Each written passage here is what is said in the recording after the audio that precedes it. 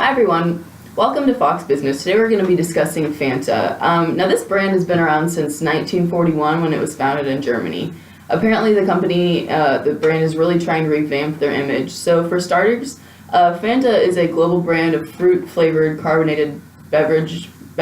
There are more than 10 flavors globally, and they're actually under the wing of Coca-Cola, so they're owned by that, and I think that's going to play a huge role in revamping their image, being backed by a superpower like Coca-Cola. Within the Coca-Cola company, there are several different beverage products that are produced each year. Fanta actually ranks within the top 5 of those products by volume every year. It is the second most consumed Coca-Cola product outside of the United States, making it one of the most geographically dispersed beverages on the market. It is consumed more than 130 million times around the world every day, it's estimated, and it's now sold in actually more than 180 countries, which is really impressive. The flavors of Fanta that are really popular are the 3 main ones, which are Icy Lemon, Fruit Twist, and of course Classic Orange, which we have here today. That's the flavor that was actually found in Germany in 1941. There are an estimated 7.4 million cases of Fanta sold annually, according to Coca-Cola's 2012 analysis. Unfortunately, here at Fox Business, we were not able to find an individual profit margin for Fanta. That data is not available yet. But Coca-Cola Company had an impressive 2014 profit margin of 17.65%, ending in September. As far as competitors go, Fanta has Tango, Crush, Sunkist, and Tropicana Twister. Now I'm going to hand it over to Brendan to talk more about the company. Thank you. So Fanta has its own set of strengths, weaknesses, opportunities, and threats, which can be assessed in its SWOT analysis. One of Fanta's major strengths comes from being a Coca-Cola product, part of the Coca-Cola family. And being the number one provider of sparkling beverages, juices, and juice drinks, from that alone makes Coca-Cola a huge support for Fanta.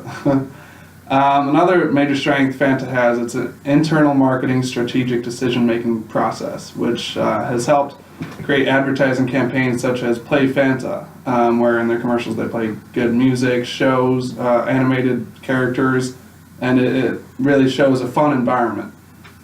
This campaign's been very successful for a younger demographic as it is focused towards children and has been shown in over 190 countries. Fanta's biggest weakness has been that they advertise Fanta Orange as an orange drink, but there's no real fruit content. This presents a problem for Fanta as it's saying something about the product that can be misleading for the customer.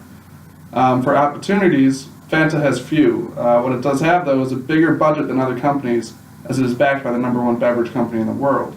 They can use that to their advantage and create marketing campaigns similar to Play Fanta that are effective enough to grab the attention of the target market. They could also use that financial aspect to outmuscle the competition and potentially buy out the competition. The leading threat for Fanta now has to be the recent spur to not only watch what you eat and drink, but watch what your kids eat and drink, since childhood obesity is now being fought by people like Michelle Obama with their Let's Move campaign. The idea of giving your child healthy substitutes has become more popular.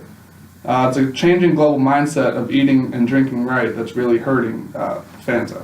And now over to Jackson. Thank you. So with the marketing strategy of Fanta has a lot to offer the customer with other competitors can't offer.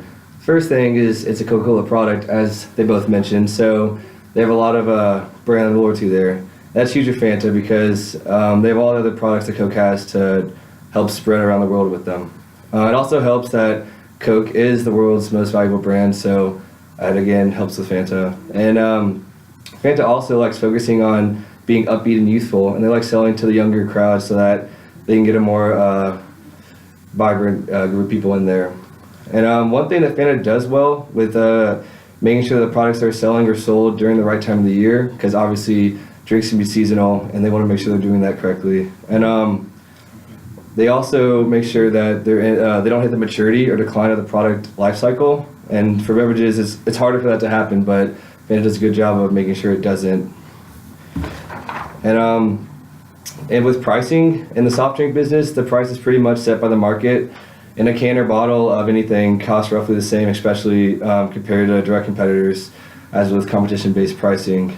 And with distribution, Fanta's lucky enough to be all over the world. Obviously, Coke's one of the number one providers of sparkling beverages, and that means that Fanta gets to be a part in over 200 plus countries worldwide, which is huge for them. And Fanta is widespread because it is not limited to local preference. It appeals to a mass market, and thus it makes sense to distribute it to everywhere. This also goes with intensive distribution. The Fanta girls are here. What?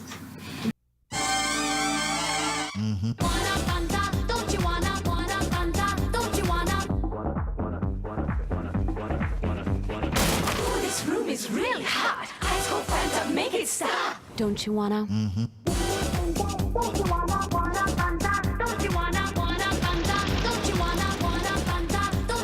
Mowing grass, that's no fun. Chill with Fanta in the sun. Don't you wanna?